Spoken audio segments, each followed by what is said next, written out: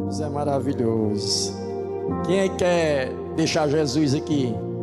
Levante a mão aí, quem quer deixar Jesus. Queria convidar aqui o pastor Francisco.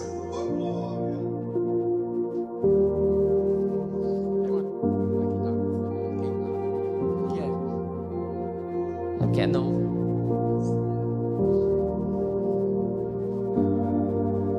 Igreja, olha, aqui é um homem de Deus. Todo mundo aqui ama o Hermes, conhece muito ele aqui. Tem uma história, o Hermes aqui, com esse homem aqui. Ele conhece, não conhece o Hermes? E vocês, o Aeronardo ali também, né? Que já conhece ele aqui. Queria convidar aqui o meu pastor Diogo para orar pelo pastor Francisco. Amém, glória a Deus, prazer. Que à vontade na casa do nosso Senhor, junto com os irmãos que vieram. Chegou o momento da palavra, cedemos aqui o altar para que Deus possa usar a sua vida em nome de Jesus. Pai, aqui nós te agradecemos, Senhor. Meu Deus, aqui toda honra, toda glória, toda dedicação, todo louvor, todo empenho, toda determinação, meu Deus, seja dada a Ti, Senhor. Meu Deus, Tu mereces, Senhor.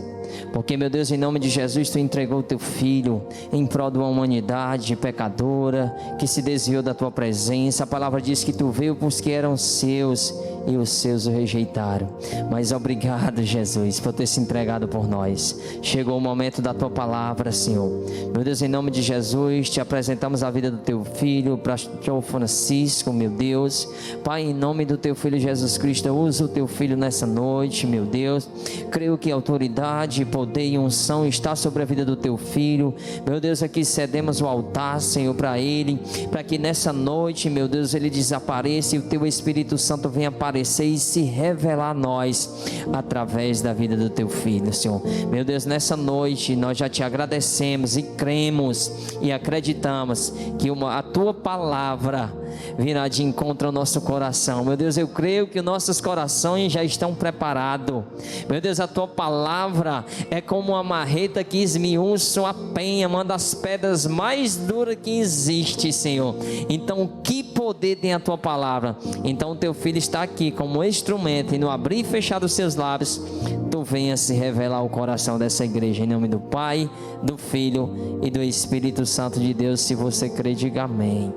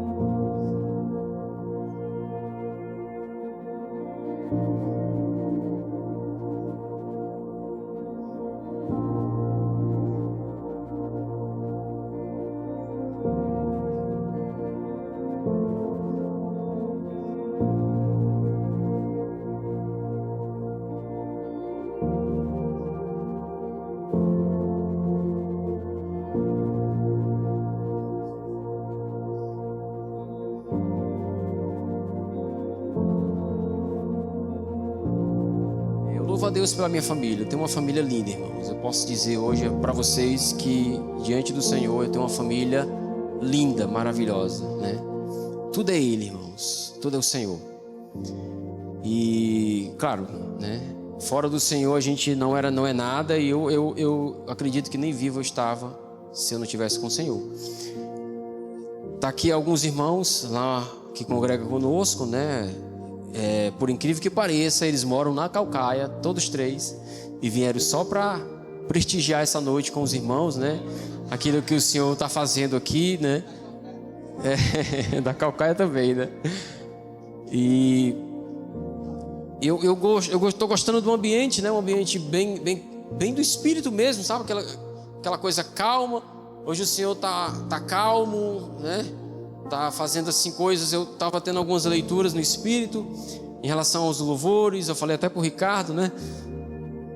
Que Deus estava falando algumas coisas nos louvores, confirmando aquilo que Ele tem para nos comunicar, né? E obrigado, irmão Jurandir, pelo convite, né? Essa casa também que eu amo, uma casa que sempre, quando eu estava no mundo, refletia Deus para mim, até que a gente percebe, né, irmãos? Tem casas que a gente percebe Deus e que a gente, né, pensa e fica refletindo. Tem casas que refletem Deus, e vou falar sobre isso aqui, né? Um culto, claro, o culto é para Deus, né? Todo culto é para Deus, mas é uma palavra voltada para os homens. As mulheres estão aqui, mas também vão receber, né? Aqui eu vejo que só tem homens, amém?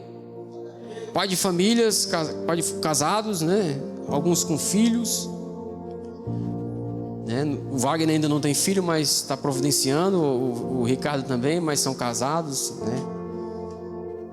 E o tema dessa mensagem, irmãos, é ministérios da paternidade. Porque existem alguns ministérios para o homem, e como a palavra é voltada para o homem, você pode trocar a palavra pai, né, para o homem, né?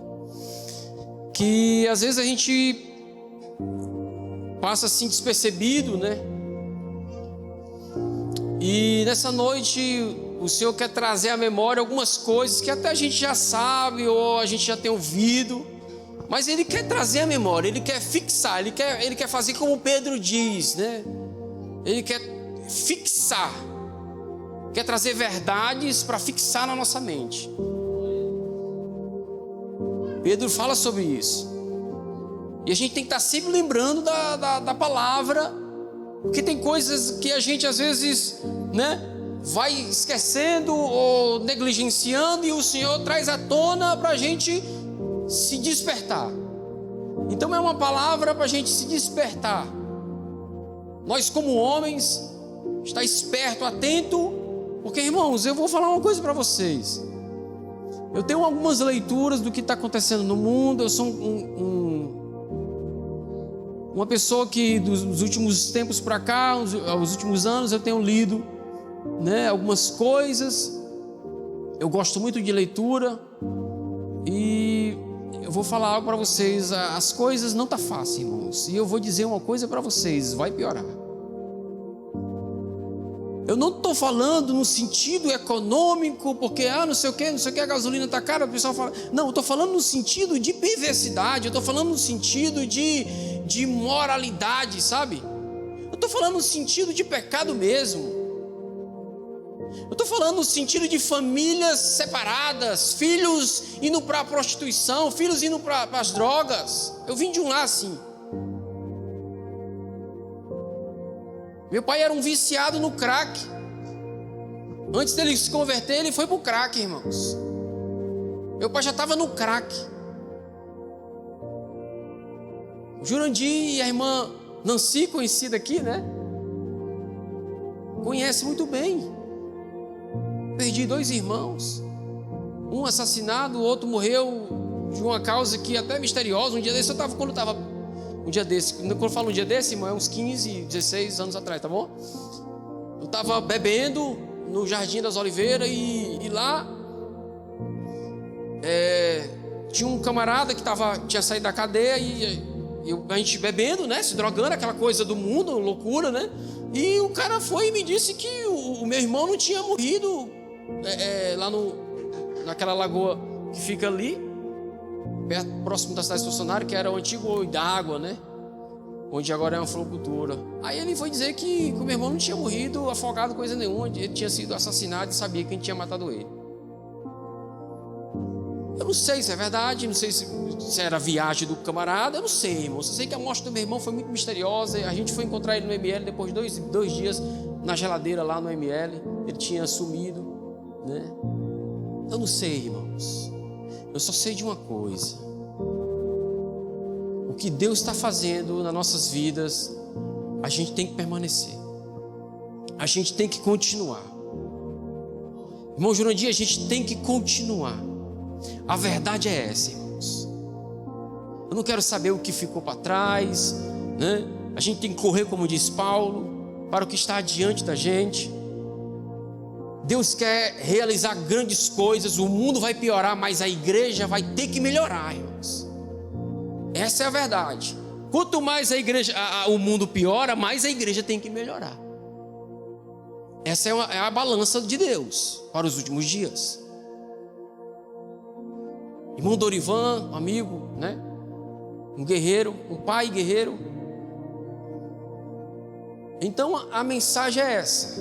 E eu quero falar do Éden, do homem no Éden, porque, irmãos, a gente tem estudado Gênesis 1, 2 e 3, e a gente tem percebido que Gênesis 1, 2 e 3 tem algo extraordinário para a gente aprender. Tem um pastor chamado Anderson Bonfim, que ele é um cara especialista só nesses 3 capítulos. Ele acredita que nesses 3 capítulos existe toda a Bíblia, toda a história bíblica. E ele mostra para você. É incrível, irmãos. Eu tenho escutado o Anderson, e o Anderson tem falado algumas coisas que realmente, irmãos, Gênesis 1, 2 e 3 tem algo assim para a gente cavar. E cavar muito. Porque é o começo de tudo. Irmãos, Deus não faz uma coisa para depois desfazer e fazer. Não, Deus não é a gente. Deus não é o homem, irmãos. Deus fez algo no princípio e Ele está trazendo o homem para o princípio. O que Deus fez mandar Jesus foi para isso. Ele está trazendo nós de volta. O Senhor, através do Cristo ressurreto, está trazendo nós de volta para o princípio.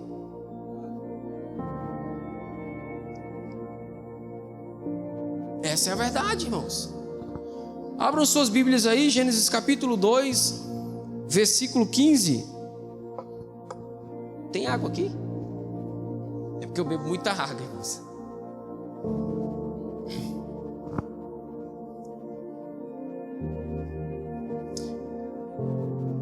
Livro do Gênesis, capítulo 2, versículo 15.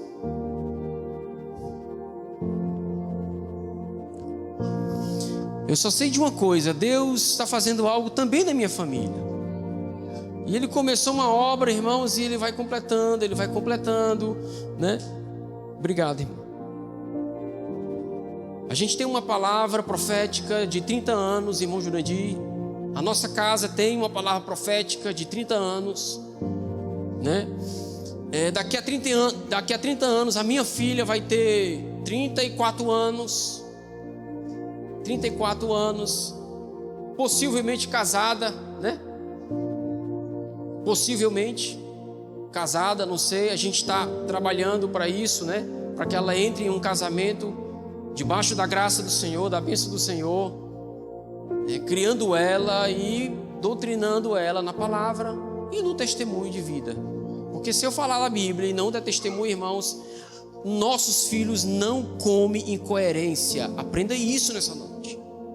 Os nossos filhos não comem incoerência. Você falar uma coisa e você viver outra, eles não vão aceitar essa incoerência, irmãos. Vai chegar uma hora que eles vão explodir. E isso é um fato. É um fato, irmãos. Eu estou falando para homens. Nós somos homens, não somos mais meninos, levado por todo vento de doutrina. Não, nós estamos numa doutrina certa. Cristo ressurreto e o testemunho vivo dele na terra. Essa é a verdade. É como o irmão lá da igreja disse: irmão, Deus não me tirou de uma pirangagem do mundo para me ser um pirangueiro dentro da igreja. Não, Deus me chamou para vencer um santo que reflete a sua imagem e semelhança dentro da igreja e dentro da minha casa, principalmente entre os meus e meus filhos. Então quero trazer vocês, sabe, dar um despertar. Diz assim no versículo, irmãos, para ganhar tempo, vamos lá. Tomou, pois, o Senhor Deus o homem e o pôs no jardim do Éden para lavrar e guardar. Repita comigo essas duas palavras: lavrar e guardar. Pronto.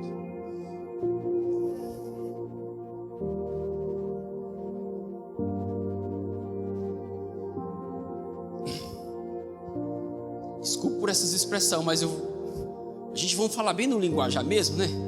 Popular. Deus tomou o homem, né? E o pôs no jardim do Éden. É como se tá aqui Fortaleza e o Tranquedo Neves fosse o jardim, no meio de Fortaleza, no meio do Éden. Irmãos, o jardim era um lugar especial. Por que o jardim era um lugar especial? Porque foi o próprio Deus que criou, irmãos. Tudo que Deus faz é especial. Teve um dia que eu estava evangelizando, já faz algum tempo, na favela da Rosalinda. Tempo que eu me congregava na Batista. E tinha uma roda de uns camaradas bem da pesada e tal. Aí eu entrei no meio, mas alguns irmãos. Eu disse: irmãos, eu tenho uma palavra para vocês. Vocês escutam a palavra de Deus? Aí eles, sim. Aí tinha um camarada lá que parecia que era o chefe, né? Deles lá na favela da Rosalinda da época. Aí eles disseram assim: peraí, vamos dar uma Coca-Cola para eles. Aí trouxeram lá uma Coca-Cola e a gente tomando Coca-Cola. E aí, pronto, agora eu posso falar? Ele: pode. Aí quando eu ia falar, ele disse assim: epa, só um minuto. Você vai falar de Deus, da palavra de Deus, mas eu não sou especial. É só quem é especial que pode escutar essa palavra. Aí eu peguei na mesma: irmão, você tem que ter sabedoria, o Espírito tem que te dar, irmãos, e você tem que botar para fora na hora. Evangelismo é um negócio. Ele estava querendo tipo intimidar. Eu vi que era um inimigo ali, querendo me intimidar e tal. E aí eu peguei assim: não, irmão, tudo que Deus faz é especial. Eu disse para ele: por isso que você é especial. Você acha que o que Deus faz não é especial? Aí eu joguei a batata para ele: irmão, você tem que ser sábio, irmão. Evangelismo é algo sério. Aí ele: tudo que Deus faz é especial mesmo. Então eu sou especial. Então pronto, a palavra é para você. Pam, comecei. Entendeu? Por que eu disse que aquele homem, um traficante, eu não sei, só sei que ele levava uma vida promíscua, uma vida bem ruim. Por que eu disse que ele era especial? Porque ele é especial. Porque tudo que Deus faz é especial. Então Deus cria o jardim e põe o homem nesse jardim, um lugar muito especial. Aí Deus dá uma ordem para ele. A ordem era lavrar e guardar. Essa palavra guardar, ela significa no hebraico manter em ordem. Essa palavra no original, ela significa, tem vários significados, mas um significado especial diz manter esse lugar em ordem. Deus estava dizendo para Adão assim: olha, Adão, eu quero que você mantenha esse lugar em ordem, para que ele não venha ser desordenado. Eu acho que os irmãos estão mais ou menos entendendo o que eu vou falar. E Deus estava falando para quem? Para um homem chamado Adão. Simbolicamente, o Senhor está falando para nós homens.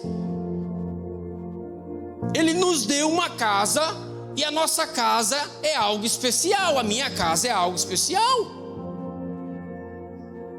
Irmãos, toda vez que eu me acordo e olho para minha filha, para minha esposa, Senhor, muito obrigado, porque a minha casa é uma casa especial. Mas só que o Senhor me dá uma ordem e diz assim: pois ponha essa casa em ordem. Não deixe que ela venha sair dessa ordem.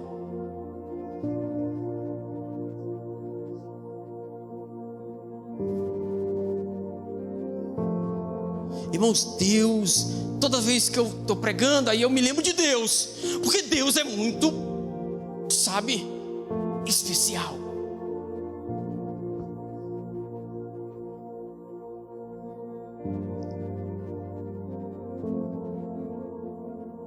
Eu estava mais o Tasso, finado Popetinha, né? Para os católicos é finado. Aí meu pastor sempre me repreende: para de chamar finado, irmão, morreu.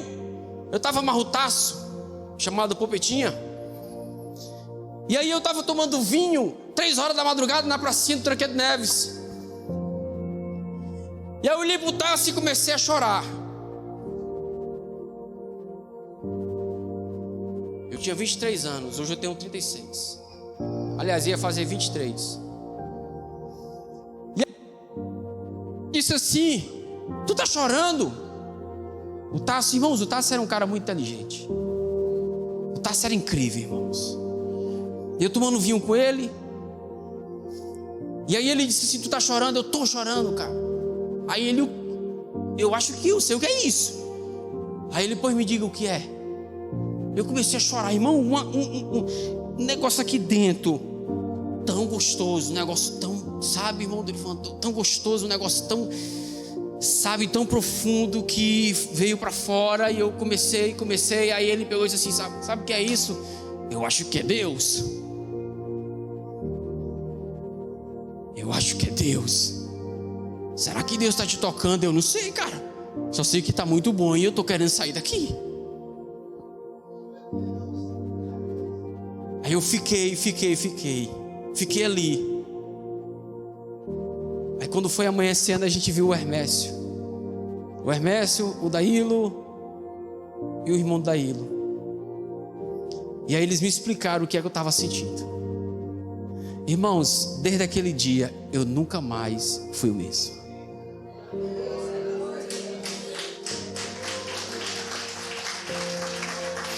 Deus é especial, irmãos. Eles só disseram assim: vá para casa, quando você acordar, procure uma igreja. Eu fiz desse mesmo jeito até hoje. Deus é bom, irmãos. Aí ele me deu uma casa, um jardim. Ele me deu um jardim para mim manter essa casa em ordem. Irmãos, a responsabilidade de deixar essa casa, esse jardim em ordem é de Deus. Ele me deu. Por isso eu estou contando esse testemunho, né? Vocês estão me entendendo? Para chegar na minha casa, eu não tinha a minha casa. Eu vivia desordenado. Eu não tinha responsabilidade por ninguém, irmãos, nem pela minha vida.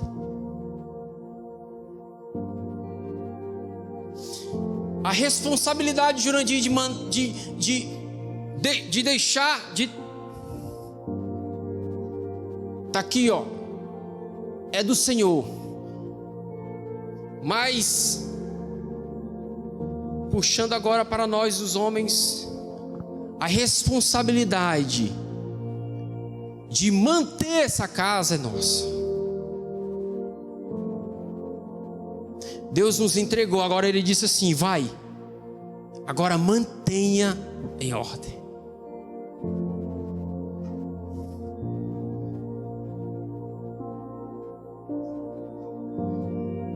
Por isso, todo homem, ao se tornar pai, recebe 3 ministérios, ou se tornar homem. Porque tem homens que casam e têm filhos, mas que ainda são meninos. Essa é uma diferença, irmão. Tem homens que casam, que têm filhos, mas que ainda continuam meninos. Mas tem homens que casam, têm filhos e que são homens, se tornam homens de verdade. E eu estou falando aqui para homens que se tornaram homens de verdade. Amém? Então, a gente recebe 3 ministérios irrevogáveis da parte de Deus para o exercício da manutenção de deixar a casa em ordem.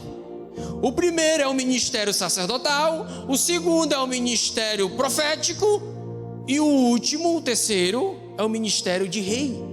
E tudo isso está no Gênesis.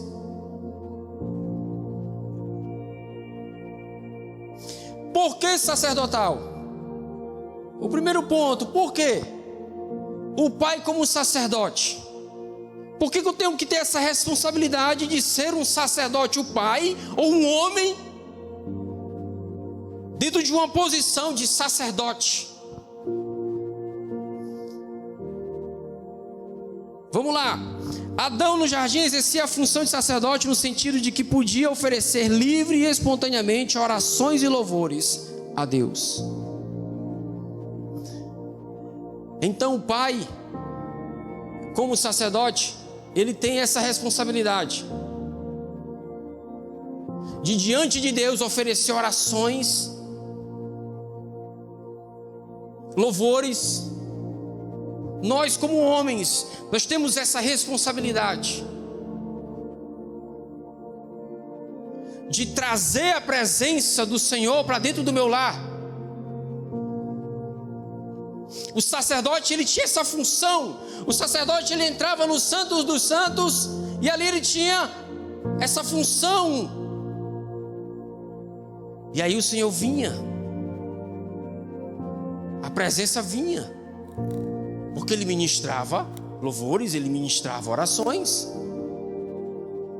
diante da presença, diante da arca. E Adão fazia isso no Éden. Na virada do dia, o Senhor vinha para se encontrar com Adão. O pai que não ora, ou o homem que não ora, irmãos, ele vai deixar sua casa desordenada.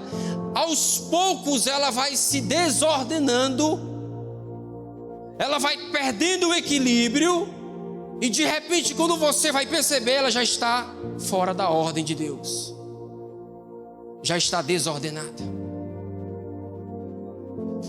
Esses dias o Senhor tem me cobrado isso. Eu preciso orar, eu preciso louvar, eu preciso atrair a presença do Senhor para minha casa. Irmãos, o que vai afastar algo de ruim para fora do meu lar é a presença, irmãos.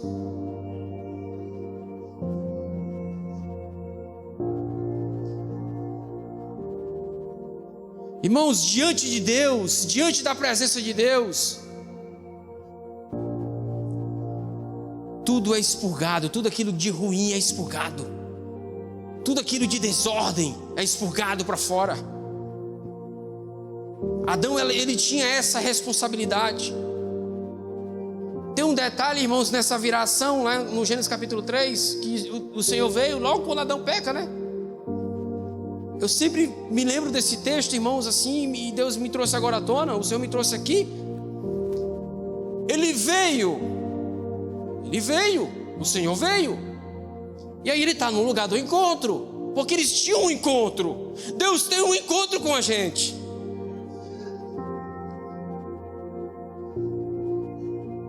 Não se engane, Deus tem um encontro comigo, irmãos. Todos os dias Ele quer se encontrar comigo para manifestar a presença dEle na minha casa. Aí quando Ele vem, Adão e Eva escondidos, aí Deus vai lá no lugar do encontro e diz assim: Adão, onde tu estás? Deus faz uma pergunta retórica. Por que Ele faz uma pergunta retórica? Porque Ele sabia onde Adão estava. Então o que Deus quis dizer com isso? Ele quis mostrar para Adão que o homem, ele é infiel no compromisso do relacionamento, mas ele não. Irmãos, Deus é lindo, irmãos. Não, a gente está por fora de Deus, irmão. A gente está por fora de Deus, irmãos. A gente tem que entrar em Deus. Meu pastor diz, ele costuma falar que o homem, para sair fora do planeta, irmão, para sair fora, para descobrir coisas externas, ele descobre, é muito fácil, é só pegar um foguete e se mandar. E começa a descobrir, não sei o que na Lua, não sei o que em Marte, começa a descobrir buraco negro. Mas quando o homem entra no fundo do mar, ele não descobriu nada ainda, irmãos. Tem peixes no fundo do mar que a gente nunca sabe, não sabe nem se existe. Aí Deus diz assim: ei, em vez de tu sair para fora, entra dentro.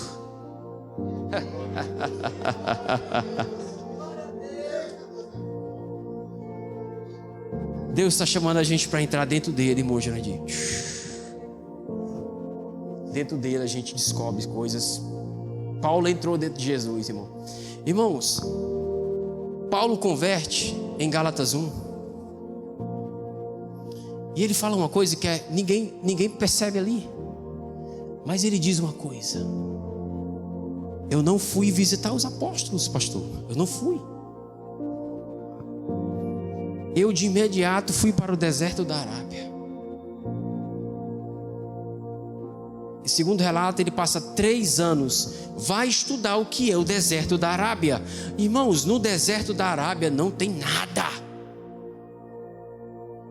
Paulo era um cara altamente profundo nas escrituras. Ele conhecia o Velho Testamento, mas ele só conhecia extra, só conhecia para fora, ele só conhecia a letra. O que foi que ele foi fazer no deserto da Arábia? Ele foi entrar dentro de Deus.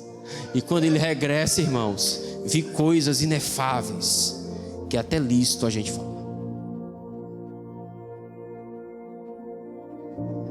Sabe como é que a gente entra dentro de Deus? Nós, como sacerdote, entrando nele através da oração. É incrível, irmãos. Deus é incrível. Eu disse para vocês que eu ia trazer coisas que a gente já conhece. É só trazer a memória.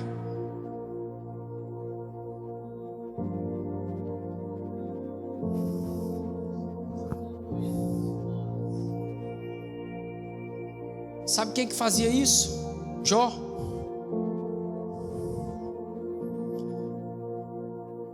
Eu tenho até 9 horas, irmão. É, pastor? Nossa, velho. Jó fazia isso. Você se lembra de Jó? Se lembra de Jó?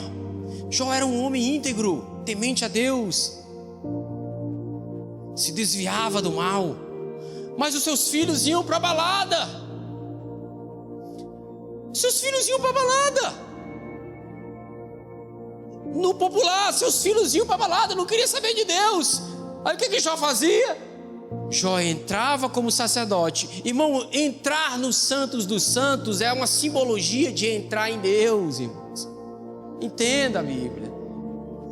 Aí o que Jó fazia? Ele entrava em Deus, ele ia para Deus, ele intercedia pelos seus filhos. Ele orava pelos seus filhos.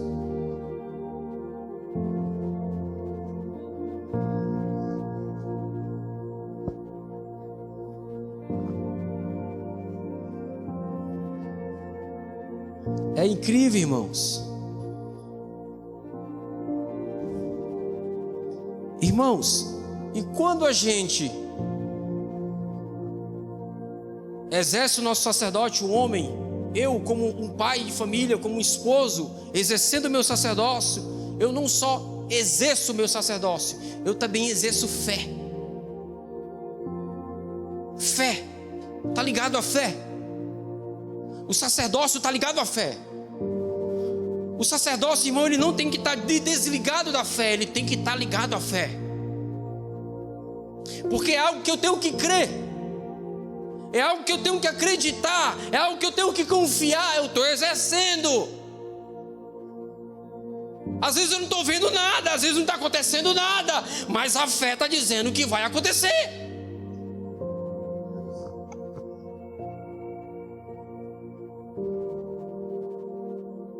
Irmão Dorivan, às vezes você está diante de Deus, você está lá exercendo o seu sacerdócio, mas aí você não vê nada acontecendo e parece que está piorando, mas aí você tem que exercer a sua fé, porque um dia vai trazer ordem, o Senhor vai trazer ordem. Ele deixou a responsabilidade de trazer ordem é dele, agora de manter é nossa, e a gente está mantendo, então ele vai trazer ordem. Essa é a palavra, irmãos, para o sacerdócio. Quando os sacerdotes entravam no Santo dos Santos, era para Deus trazer ordem no arraial. Os pecados eram perdoados,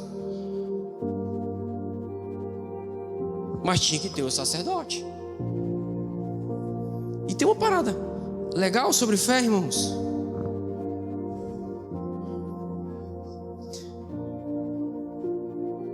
Porque essa é uma das maiores responsabilidades do pai, exercer fé em favor da família. E eu queria que vocês abrissem comigo, tem algo interessante em Atos, aquela passagem lá do carcereiro, que a gente cantou aqui, lembra? Incrível, irmãos, que toda vez que eu vou pregar, Deus sempre fala a palavra no louvor. Eu falei isso pro Ricardo, porque quando eu entro na igreja, eu tenho que ter leituras, irmãos, é sensibilidade espiritual, sensibilidade no espírito. Eu fui com o irmão viu um passarinho dentro da igreja, o passarinho, e lá era grande, né?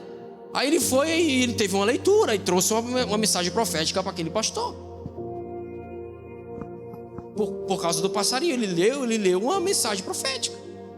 Vamos lá, Atos 16, versículo 25 e 31, diz assim, para ganhar tempo: por volta da meia-noite, Paulo e Silas estavam orando e cantando hinos a Deus.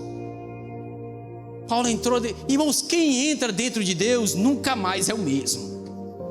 Irmãos, quem entra dentro de Deus, eu vou repetir de novo, quem entra dentro de Deus nunca mais é o mesmo. Como que o cara está dentro da cadeia, meia-noite, podendo estar dormindo, ele cutuca o outro, aí vamos louvar o hino, irmão, que é isso? Que história é essa? Só que Silas não estava entendendo, Paulo estava entendendo. Irmãos, o propósito de Paulo aqui era o carcereiro. Irmãos, o propósito de Deus, vou falar uma coisa para vocês, o propósito de Deus é sempre atingir o outro, porque se ele não atingir o outro, Dorivan, eu estou fora do evangelho. Jesus veio para atingir o outro, e ele atingiu você e atingiu a mim. Ele veio, não foi só por causa de Paulo e Silas que Deus veio ali, não. Ele veio para atingir o outro. É desse jeito o evangelho, irmão. O evangelho é atingir o outro. O evangelho me atingiu e eu estou aqui. O evangelho atingiu você. E Paulo entendeu. Irmão, Paulo era um cara fora do comum. Ele entendeu, ele teve uma leitura, Deus quer fazer algo, e é com o carcereiro, é com ele. Vamos ver, está na Bíblia, aqui ó, vamos lá. De repente houve um terremoto tão violento que os alicerces da prisão foram abalados. Imediatamente todas as portas se abriram e as correntes de todos se soltaram. O carcereiro acordou e, vendo abertas as portas da prisão, desembaiou a sua espada para se matar, porque pensava que os presos tivessem fugido. Paulo não fugiu. Se fosse para Deus só libertar Paulo, Paulo tinha ido embora, irmão. É muito egoísmo de Deus. Deus não é egoísta, irmãos. Deus quer atingir o teu irmão, o teu próximo. Deus não é egoísta. Se Deus fosse egoísta, eu estava com um Tasso até hoje lá no inferno. Sei lá onde era. Graças a Deus que o Tasso se reconciliou no seu leito de morte. Deus preparou o Tasso, irmãos. Deus via que Tasso não conseguia ficar mais no mundo, não permanecia, e Deus foi, colocou ele no leito, ele se arrependeu, mas eu não poderia ter me arrependido. Deus não é egoísta. Deus não é a gente. Eu sou egoísta. Eu sou. Vamos lá. Mas Paulo gritou. Aqui está o discernimento da palavra, irmão. Paulo gritou: não faça isso. Estamos todos aqui. Ué, entendeu? Estamos todos aqui. Não era para fugir, não. Não era para fugir. O carcereiro pediu luz.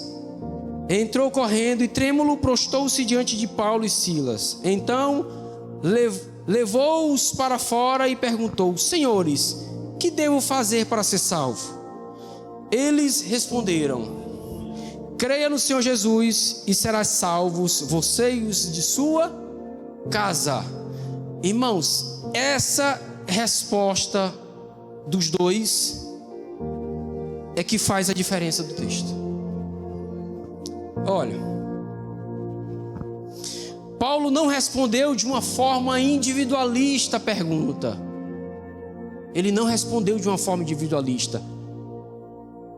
Paulo respondeu o carcereiro de uma forma coletiva. Creia no Senhor Jesus e será salvo tu e tua casa.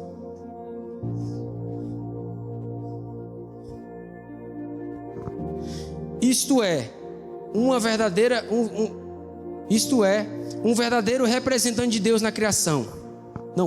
Só um minuto. Para Paulo revela ao pai carcereiro sua responsabilidade de ser um sacerdote. A missão de exercer fé não só é em favor do seu próprio benefício, mas principalmente em favor do benefício da sua casa. Entendeu? Por isso que Paulo responde de uma forma coletiva: ei, não exerça fé como um sacerdote só em seu próprio benefício, mas exerça também em benefício da sua casa. Vocês lembram do rei Ezequias? O profeta Isaías vem, aí traz uma mensagem para o rei Ezequias, uma mensagem profética. Aí o rei Ezequias, a resposta dele foi interessante. Porque o profeta diz, né? Olha, é o seguinte: os babilônios vão vir, vão tomar os tesouros, olha, vão estraçalhar aqui, e outra coisa, vão levar teus filhos para a Babilônia. O rei deveria ter se prostrado, se arrependido por causa da mensagem. Não, sabe o que ele disse? Ele disse: boa é essa tua palavra, porque nos meus dias terei paz e segurança. Aí Deus disse assim: tá bom.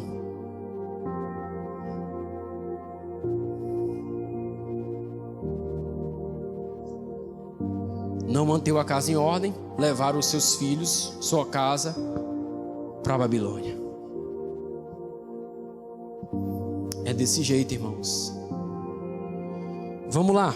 o pai como um profeta. Adão no jardim exercia a função de profeta no sentido de que possuía o verdadeiro conhecimento de Deus e sempre falava de modo fidedigno a respeito de Deus, isto é, um verdadeiro representante de Deus na criação. O pai como um profeta, ou o homem como um profeta, ele é o verdadeiro representante de Deus na sua casa. Tudo que você fizer, tudo que eu fizer como homem, como pai, tudo que eu fizer vai ter reflexo na minha casa. Vai ter consequências na minha casa, tanto positiva como negativa. Isso é inegável. É princípio de Deus do Jardim do Éden. O homem pecou, alcançou toda a raça humana. Adão pecou, logo em seguida vem seus filhos, um mata o outro. O verdadeiro representante de Deus não representou Deus. Então a pergunta é: será que nós estamos representando verdadeiramente Deus ou estamos representando verdadeiramente Satanás? Porque é uma das duas, irmãos. Ou eu represento Deus ou eu represento Satanás. É um fato.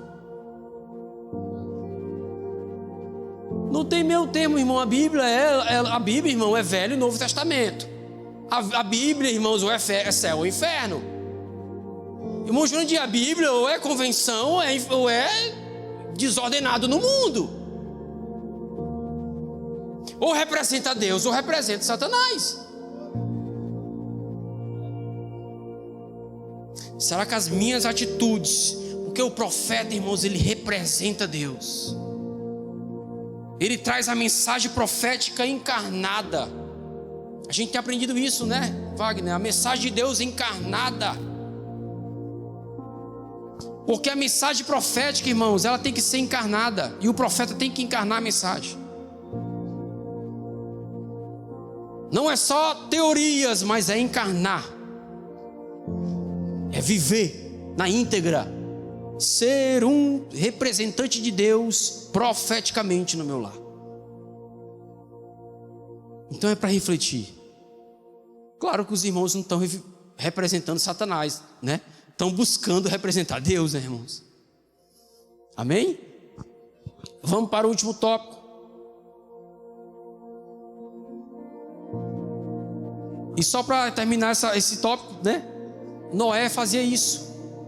Noé condenou o mundo. A Bíblia diz que Noé condenou o mundo. Pela fé ele condenou o mundo e entrou na arca e foi salvo com a sua casa. E olha, para pensar. Como que Noé condenou o mundo?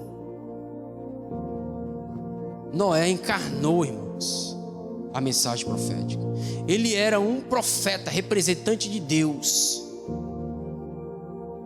E através das suas atitudes, do seu viver, do seu caminhar, ele condenava automaticamente o mundo. E ele entrou na arca e salvou a sua casa. Irmãos, isso aqui é uma aula que eu dou. Isso aqui eu estou só resumindo para vocês. Isso aqui é uma aula de 1h30. Eu estou cortando a mensagem, irmãos.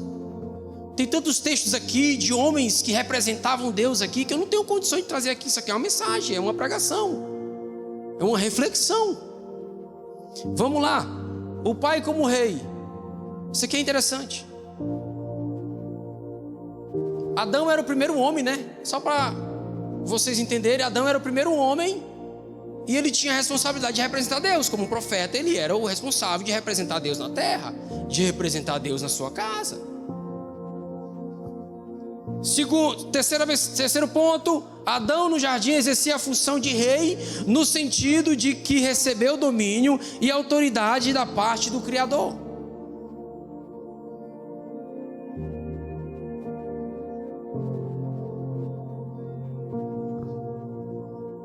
O homem ou o pai como rei, ele tem a responsabilidade, irmãos, de exercer autoridade, de exercer segurança. O rei traz segurança para o seu reino.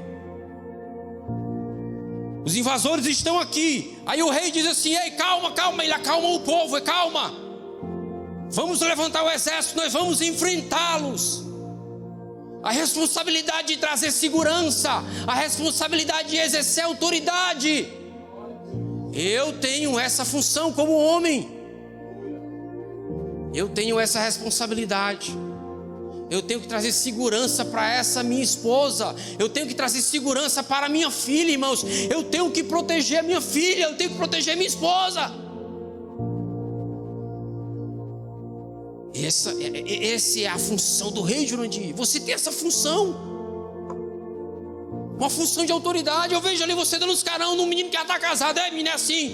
É assim mesmo, porque ele está exercendo o papel de pai, o papel de rei, de autoridade. As pessoas têm que reconhecer a autoridade, irmãos, que somos nós, os pais. Eu não estou falando de autoritarismo, estou falando de autoridade com graça, com amor. É a autoridade que Jesus exercia para com o próximo. Era aquela autoridade de Jesus que ele chegava e falava para o pecador, e o pecador arrependia. Aquela mulher cananeia, é lícito dar a tirada dos filhos para jogar os cachorros. Deixa eu falar uma coisa para você, irmão. Jesus chamou a mulher de cachorra. Não queira enfeitar a Bíblia, não. Os cananeus eram conhecidos assim. Jesus repreendeu ela para tirar dela o melhor dela. E Jesus tirou o melhor daquela mulher. E ela disse assim: olha, mas até os filhos, até os cachorrinhos, né, comem das migalhas que caem da mesa dos filhos. Essa mulher, pronto, tirei dela. Essa é a autoridade. Tirei dela o melhor. Nunca vi fé. Não, nunca vi. Jesus era muito lindo, irmãos.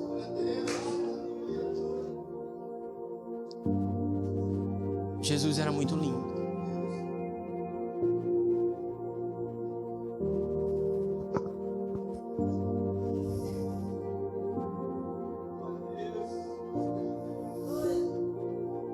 Estou terminando e vou terminar agora.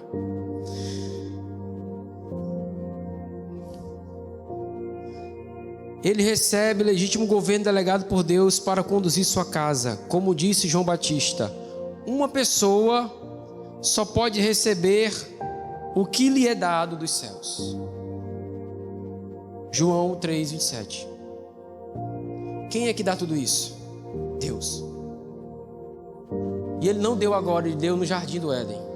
Ele deu para o homem no Éden. Ele deu tudo isso. Tudo isso. A gente recebeu algo do céu, irmãos. Então não despreze o que você recebeu do céu. Não jogue fora. Vamos levantar, vamos orar, irmãos.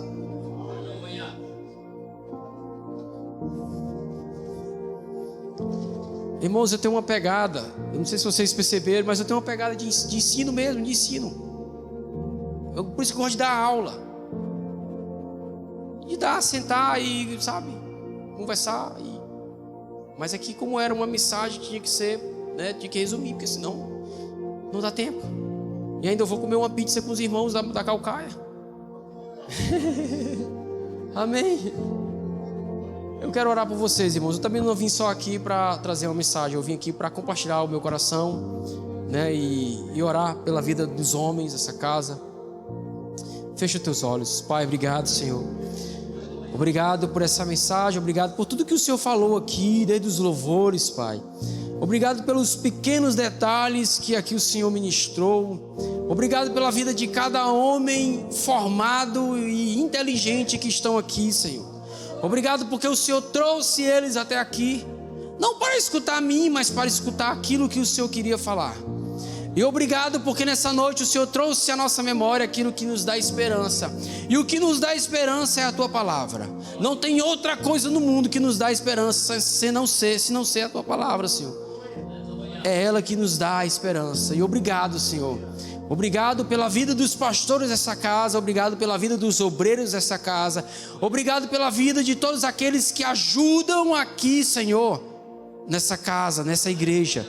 Abençoa essa igreja, Senhor, em nome de Jesus, Pai. Amém.